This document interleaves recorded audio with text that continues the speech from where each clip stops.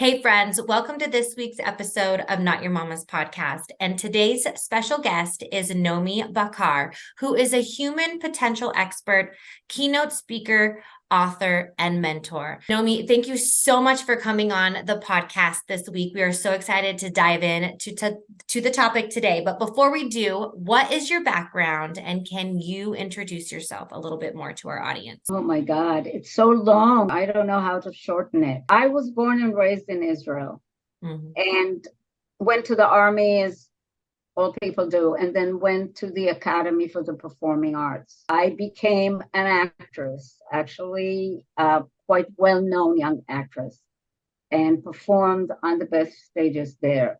Then got a grant from the government. We don't have Emmys and Oscars and things. But the government chooses 3 actors or whatever. And I came here to study with Hagen, a very famous teacher, actress in New York. And I started my career here as a performer, dancer, actor. I, at some point, decided to create my own dance theater. And I did that because I wanted to create my own material. My own choreographed, directed, produced, all of that. At the same time, went through, this is a young person, I'm like 30 something. And I went through my own crisis and started therapy, where I discovered how creative it is to actually create your inner world. You can shift things around, you can release things, you can create things. I mean, it's amazingly creative. I fell in love with the healing profession. So I was continuing to be a dancer, actor, director, choreographer, all of that. And at the same time, I started training in modalities of psychotherapy that are creative, like all the arts, that are experiential and expressive, because I realized that unless the whole person is expressing their feelings, experiencing, nothing moves. Yeah. It's not enough to know things in your head. It stays stuck in your body. It stays stuck in the energy field.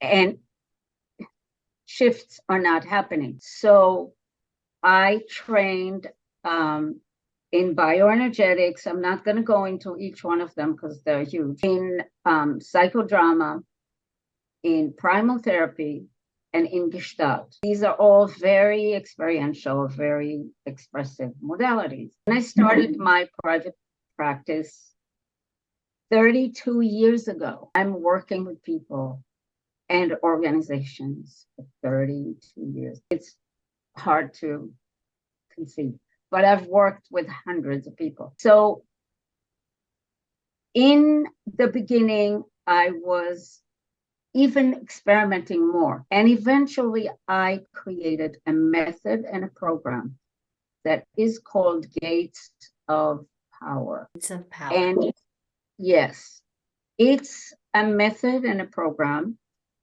to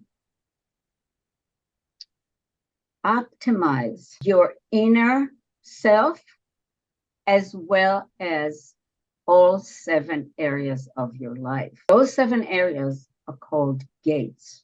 And I'll explain why they're called gates and how we work with them. But it's the most inclusive method to really take all of your life and transform it, heal it, and actualize your true potential. Oh, I love it. So what are the 7 gates? All right. So we have the gate of the body. Okay. Why are we calling it gates? Because your inner being is flowing through that portal. Imagine it as a portal, a gate. Your inner being is going through the gate of the body. Obviously, everything is registered. The next gate is the gate of emotions. Your inner being is flowing through that gate. If there is no blockages, but we have a lot, we have blockages.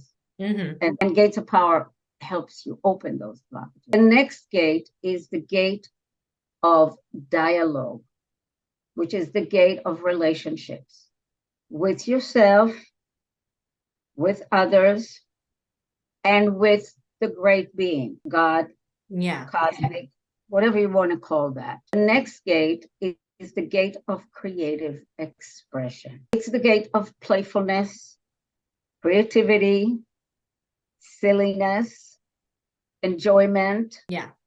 It's the gate of fun. Yeah, I was just about to say that, the gate of fun. I was literally about to say the gate of happiness and the gate of fun. The next gate is very substantial. The gate of life path. What are your lessons? What is your soul trying to go through here? What are you learning? What's your purpose? What is your contribution? Yeah. Big one. That is the big one. The big one. Then you have the gate of silence. Meditation, prayer, spiritual connection, inward, learning how to be still. And the last gate is the gate of knowledge. Any kind of true knowledge, there's a lot of fake knowledge out there today. Any kind of true knowledge teaches you about life and about yourself. I mean, if you make the connections. Yeah. And so it's a very important gate, and we need to be in constant learning. Mm-hmm. Heartfelt learning, not just intellectual. And it's interesting that gate 7 is knowledge, because it's almost like it sums up everything that you need to do within your life path, which the knowledge of your body, knowledge of your emotions, knowledge of relationships, communications, knowledge within yourself, your life path, and it comes right before your life path, because that's not something that we remember that we're supposed to do when we come here originally. So it's like discovering what our purpose is and our contribution to the world of like the reason. Right. And our major lessons. Exactly. All is coming with some lessons. So all these gates, as you can see, are interconnected. They are, of course, the gate of emotions is going to dictate to the gate of the body some things, and it's going to influence how your relationships are going and whether you can have fun or you cannot have fun. And so if you want to imagine it as a beautiful platter with 7 slices of pizza, the good pizza, not fantastic pizza. And at the center, there is a light, which is your spirit, your soul. And that center moves through these gates, we can take another image. We can say it's a garden with a light in the center of the garden, and beautiful flowers. And there are 7 gates. And the energy from the center, that spirit of you, flows through those gates to the world, and from the world back into you. That's pretty so they have to, your wholeness is dependent on how you take care of these gates. Your wholeness, is that what you meant? Your wholeness, that pizza pie that is your life, or that garden that is your life. You need to be attentive to all these areas of your life. All these gates have to be open. And there are a lot of them blocked. When I start working with somebody on the first or second time, we look at the chart and we see, what's going on with the gate of the body? What's going on with the gate of emotions? We start to see immediately where the block places are. So now I want to say something about that light in the middle of the garden, because that's your inner being. Yeah, it's the soul. Everything starts there. Yeah. Okay. So in that light, there are 3 different energies. 3 ways of being, then we can say. One is your emotional self. The other one is your defensive self. or your survival self. And the third one is your expanded self. Now, let me tell you what is happening with people. Emotional self gets bruised in life. Mm-hmm.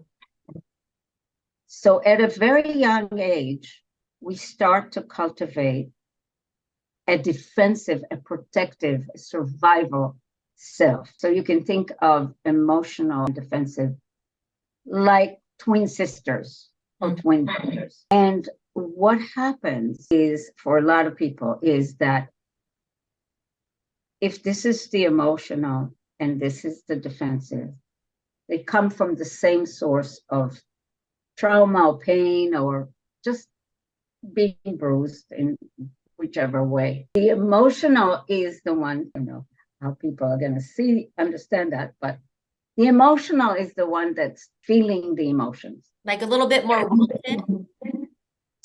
Vulnerable, raw. The defensive is doing that. Hugs over.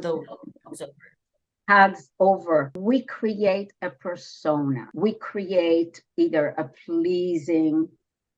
we become a pleaser, a appeaser, or we become controllers, manipulators, we become excellers or perfectionists. That's what I was. It's a lot of hard work, right? It's like, I've got to be something nice and lovable and great or whatever, so that I get the love, so I'm protected somehow. Yes, makes sense. Not your authentic self. This is your survival mechanism. Yeah, the three aspects of ourselves. Thank you. I have 4 questions I ask all my guests, and I can't wait to know what your answers are. And my first one is, who and what inspires you? To be honest, nature. Very inspirational. Some teachers, my guru is not here anymore, was an inspiration to me. And some teachers, or some parts of their teaching, like Thich Nhat Hanh. I love him, his poetry and simplicity. So my second question is, what is something you wished you knew when you were younger? That I am protected. I didn't know that. And that I can protect myself, that I'm powerful enough to protect myself. I felt very vulnerable and very unprotected, very unsafe in the world. And I was seeking the love and the commitment of men to feel that. And that doesn't work. No, you usually attract the wrong guy. So, it's important. You can't love others unless you love yourself, and you truly are. I needed to, and that happened to me a little later in life. I needed to be connected to a divine source to know that I am protected. Yeah. I had to understand that my spirit cannot be devastated. My spirit, maybe my body, maybe my personality, but not my spirit. Yeah. I had to learn these things later in life.